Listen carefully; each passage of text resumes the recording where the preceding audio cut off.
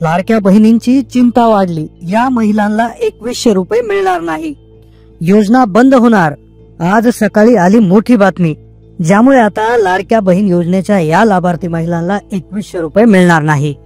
लाडक्या बहिणींचं टेन्शन वाढवणारी बातमी आलेली आहे, संपूर्ण सविस्तर आपण जाणून घेणार आहोत। पहा, लाडक्या बहिणी या अशा लाडक्या बहिणी आहेत की ज्यांना 2100 रुपये आता मिळणार नाही।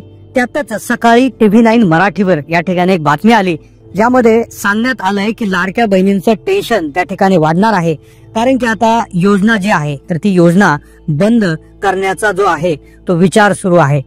मुख्यमंत्री एकनाथ शिंदे, त्याचबरोबर अजितदादा पवार, उपमुख्यमंत्री देवेंद्र फडणवीस यांच्या नेतृत्वाखाली लाडकी बहीण योजना सुरू झाली। 5 हप्ते वाटण्यात आले आणि सरकारच्या माध्यमातून लाडक्या बहिणींना मोठी ओवाळणी देण्यात आली। लाडक्या बहिणींनी देखील त्यांना रिटर्न गिफ्ट म्हणून मतदानाचं जबरदस्त रीतीनं त्या ठिकाणी एक बक्षीस दिलं आणि कधी नव्हे तर एवढा इतिहासात पहिल्यांदा मोठ्या लीड सह भाजप मित्र पक्षांचं सरकार त्या ठिकाणी महाराष्ट्रामध्ये स्थापन झालं। आणि आता माहिती मिळत आहे की सरकारने घेतला आहे U-टर्न, आता योजना होणार बंद। प्रचंड महिलांमध्ये टेन्शन वाढलंय, महिलांना 2100 रुपये आता मिळणार नाहीत, योजना बंद होणार, अशा चर्चा आता होताना दिसत आहे। पण दुसरा महत्वाचा जो विषय याच्यामध्ये आहे की खरंच योजना बंद होणार का, तर याविषयी देखील सविस्तर क्लिअर सांगण्यात आलेले आहेत। आता यामध्ये असं एक क्लिअर झालंय की योजना जरी सुरू राहिली तरी निकष बदलणार आहेत। होय, निकष म्हणजे योजनेच्या ज्या अटी होते, नियम शर्ती होत्या, तर त्या होणार आहेत चेंज, आणि त्या निकष बदलल्यामुळे भरपूर महिलांना फटका बसणार। अगदी लाखो महिला ज्या आहेत तर त्या योजनेबाहेर होणार, त्यांचे हप्ते तर बंद होणारच, पण त्याचबरोबर त्यांच्याकडून मागची वसुली देखील होणार आहे। नवीन निकष कोणते, नवीन अटी कोणत्या, सगळ्यात महत्वाचा विषय, जर टेन्शन वाढवणारी बातमी, योजना बंद होणार का, सरकारने U-टर्न घेतलेला आहे का, तर या संदर्भात अतिशय संवेदनशील आणि अतिशय महत्वाची अपडेट आज व्हिडिओच्या माध्यमातून आपण घेणार आहोत। सोबतच योजना सुरू राहिली तर 6व्या हप्त्याविषयी देखील एक जाहीरपणे एक स्पष्ट वक्तव्य त्या ठिकाणी झालेलं आहे, ज्यामध्ये सांगण्यात आलं आहे की 6व्या हप्त्याची तारीख काय असू शकते, याविषयी देखील क्लिअर कट माहिती, बँक खात्याच्या संदर्भात देखील क्लिअर माहिती आज आपण घेणार आहोत। त्यामुळे व्हिडिओ अक्षरशः लक्षपूर्वक ऐकत राहा। थोडंसं काम असेल तर बाजूला ठेवा, पण तुमचा व्हिडिओ अतिशय छोटा आहे, तुमचे 2 मिनिटं जे आहे ते या व्हिडिओसाठी द्यायची विनंती आम्ही तुम्हाला करत आहोत। व्हिडिओ फक्त शेवटपर्यंत स्किप न करता पहा।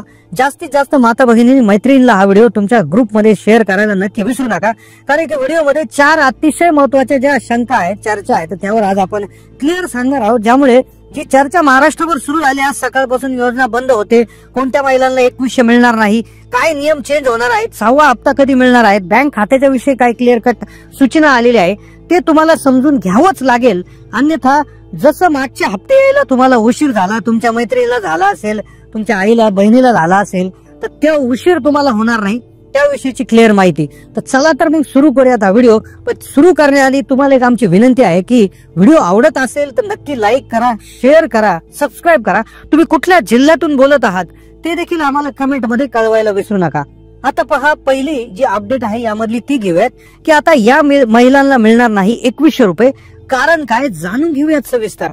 तर आता पहा, मुख्यमंत्री माझी लाडकी बहीण योजना सुपरहिट ठरली, विधानसभा निवडणूक आधी महायुती सरकारने 1500 रुपये देण्याची घोषणा केली। मग आता शंका उठली आहे की योजना बंद होणार का, कोणत्या महिलांना 2100 मिळणार नाही, तर आता असं सांगण्यात आलेलं आहे की ज्या अशा काही महिला आहेत की ज्यांना या योजनेचा जो पुढचा हप्ता आहे त्याचे पैसे मिळणार नाही, असं सांगण्यात आलंय। मीडिया रिपोर्ट नुसार लाडकी बहीण योजनेसाठी अर्ज करण्याची तारीख होती 15 ऑक्टोबर।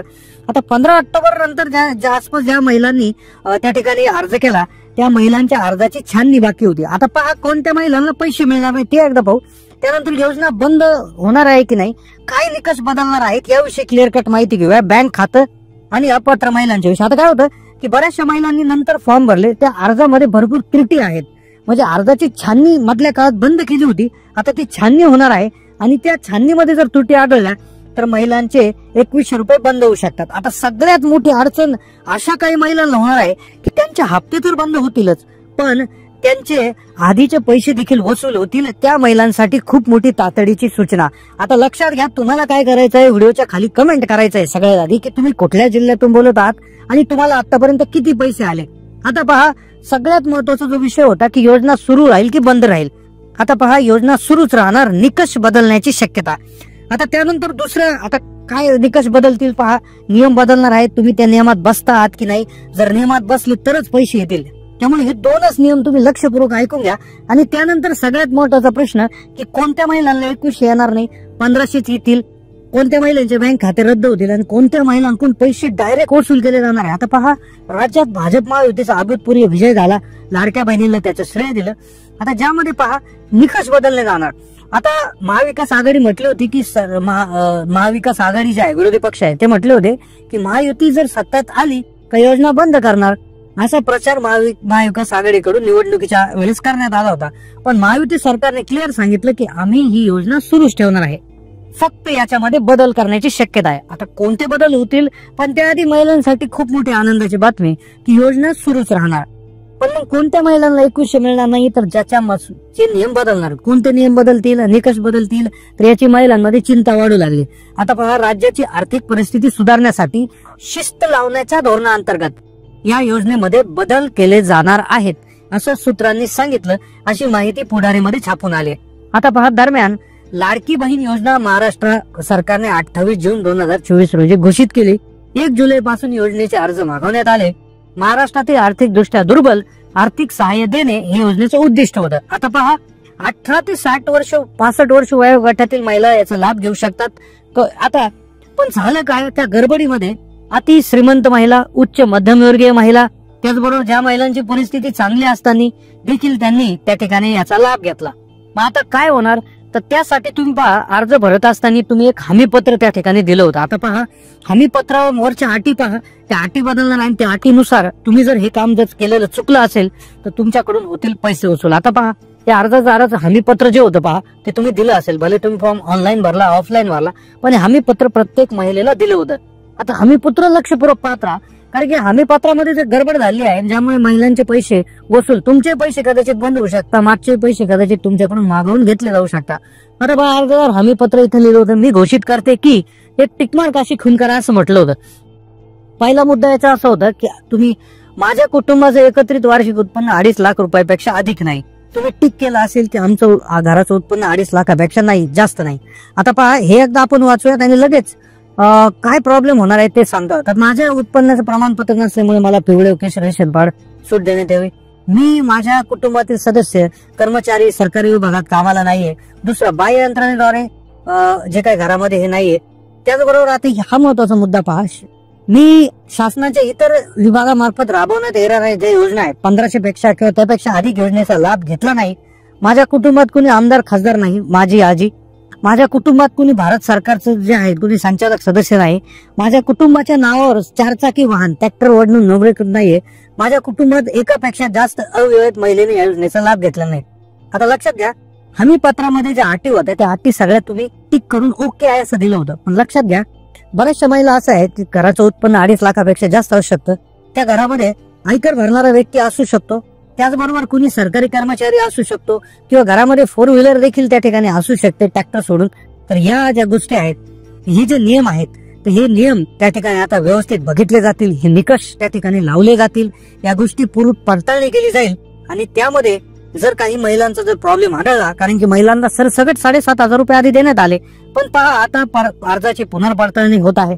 पुनर्पडताळणी झाली, मग जर तुमच्या घराचं उत्पन्न 2.5 लाखाच्या वर निघलं, किंवा तुमच्या घरात 4 व्हीलर निघली, किंवा तुमच्या घरामध्ये त्या ठिकाणी सरकारी कर्मचारी किंवा टॅक्स पेअर जर त्या ठिकाणी निघाला, तर ज्यामध्ये एक अडचण होऊ शकते.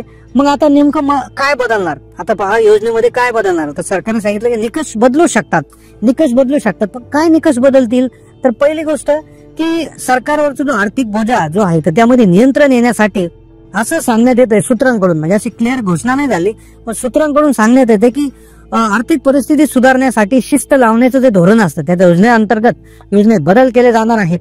आणि त्याचबरोबर ज्यामध्ये असं केलं जाऊ शकतं की एका घरामध्ये 2च महिला ज्या आहेत, एका घरामध्ये 2च महिलांसाठी त्या ठिकाणी योजना सुरू राहण्याची त्या ठिकाणी विचार यामध्ये होऊ शकतो. म्हणजे 2 महिला जास्तीत जास्त. आता पूर्वी कसं होतं, 2 विवाहित आणि 1 अविवाहित अशा पद्धतीने करण्यात येणार होतं. तर कदाचित आता महिलांची संख्या घटून 2 करण्यात येईल. त्याचबरोबर महिलांची पुन्हा तपासणी, फेर तपासणी केली जाईल, ज्यामध्ये हमीपत्र भरणारे अटी आहेत, तर त्याला तुम्ही जर पात्र नसाल, तुम्ही त्या ठिकाणी त्यांना अटी तुम्ही नसताना देखील त्याला ओके केलं असेल, तर तरी देखील पडताळणीमध्ये ते सापडू शकतं. घरात कोणी सरकारी कर्मचारी असेल, तर यामध्ये प्रॉब्लेम येऊ शकतो. तर ही अशी अपडेट होती. पण सगळ्यात महत्त्वाचं याच्यामध्ये निघून असं आलंय की योजना बंद होत नाही, पण निकष बदलणार, पुनर्पडताळणी होणार, व्यवस्थित अर्जांची छाननी होणार आणि त्यानुसार तुम्हाला पुढचा लाभ जो भेटणार आहे की नाही यावरून ते ठरणार आहे. तर नक्कीच अशाच नवनवीन अपडेटसाठी चॅनलला सबस्क्राईब करून ठेवा. तुम्ही कुठल्या जिल्ह्यातून बोलत आहात, तुम्ही कुठल्या बँकेचं खातं उघडलेलं आहे आणि तुम्हाला आतापर्यंत किती पैसे आले आणि तुम्ही अटी शर्ती पूर्ण करतात का, तर हे देखील कमेंटच्या माध्यमातून कळवायला विसरू नका. धन्यवाद.